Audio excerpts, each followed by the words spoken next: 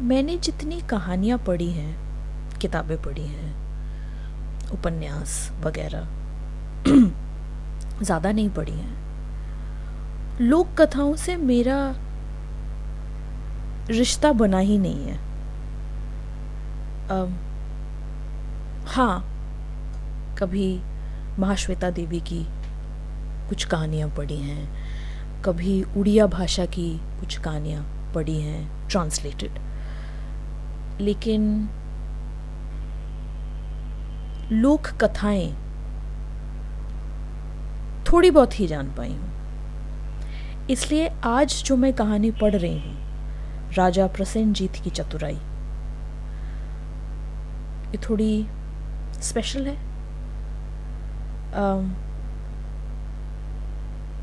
सुनकर देखते हैं कैसी लगती है। अवध के उत्तर में प्रसेनजीत नाम का एक राजा राज करता था। एक दिन उस नगर में एक तपस्वी आया। वह दाल भात ना खाकर केवल कच्चे धान पर ही जीता था। उसकी इस बात को देखकर नगर के सेठ ने उसके रहने का प्रबंध एक सज्जन के घर में कर दिया। नगर का सेठ उसके लिए प्रतिदिन धान भेजता और कुछ नकदी अशर्फियां भी। तपस्वी को पूरा त्यागी समझकर नगर के अन्य व्यापारी भी उसे दान दक्षिणा देते थे। वह तपस्वी कंजूस विचार प्रवृत्ति का था।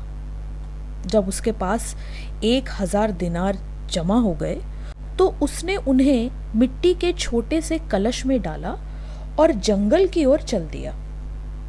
घने जंगल में उसने ये धन एक पेड़ के नीचे गाड़ दिया। वह प्रतिदिन जंगल में यह देखने जाता कि कहीं वह धन चुराया तो नहीं गया। एक दिन जब वो जंगल में गया तो देखा कि उसका वो धन कोई चुरा ले गया है। ये देख उसकी आंखों में अंधेरा छा गया। उसने निश्चय किया कि मैं गंगा नदी के तट पर अनशन व्रत रखकर अपनी जान दे दूंगा। ये बात जब नगर के सेठ तथा वहां के अन्य लोगों ने सुनी तो उसके पास आए। सेठ ने तपस्वी को समझाया, तपस्वी देवता, धन के खो जाने से मृत्यु का वरण करना अच्छा नहीं है। धन दौलत तो धूप छांव के समान है, अतः इसके लिए इतना शोक करना व्यर्थ है। पर वो तपस्वी अपनी बात पर अटल रहा। वह अपना दंड कमंडल उठाकर गंगा तट की ओर चल पड़ा। ये बात जब प्रसेनजीत के कानों में पहुंची तो उन्होंने राज कर्मचारियों को तपस्वी के पीछे दौड़ाया, जो उन्हें लौटा लाए। राजा ने उनकी कहानी सुनकर उनसे पूछा, तपस्वी देवता, आपने जहां धन दबा रखा था वहां कोई निशानी भी रहती थी? तपस्वी ने कहा, हाँ महाराज, मैंने वो धन जंगल में एक छोटे पेड़ के नीचे दबा दिया था, वही उसकी निशानी थी।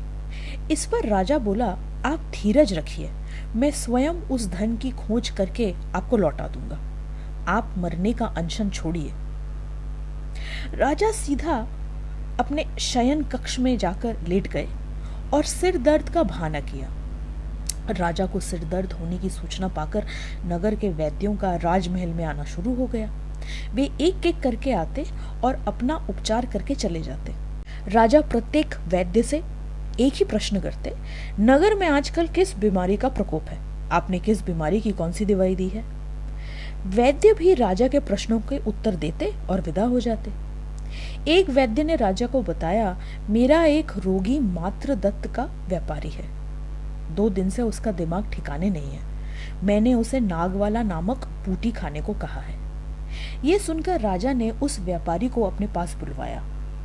व्यापारी से जब पूछा गया तो उसने कहा, राजन, मेरा नौकर जंगल में जाकर नागवाला बूटी ले आया है।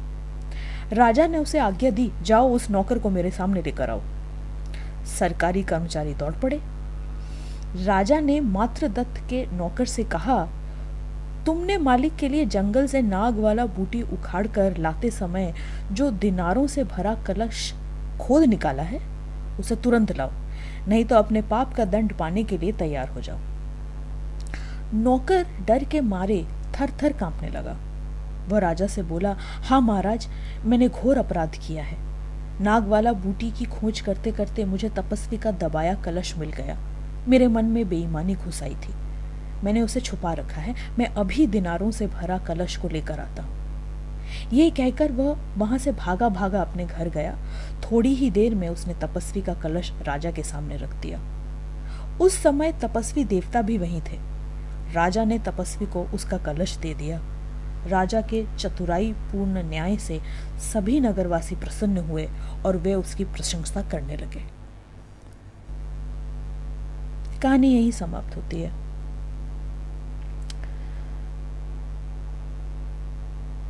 छोटी, सारल्य से भरी एक लोक कथा। हमारी बहुत सी कहानियां, कहावतें, मुहावरे और जिसे हम ओरल नॉलेज, ओरल स्टोरीज कहकर जानते हैं, मानते हैं, इन्हीं छोटी छोटी सरल कहानियों से बनी हैं, बढ़ती हैं। जीवन के पाठ, सीख, समझ,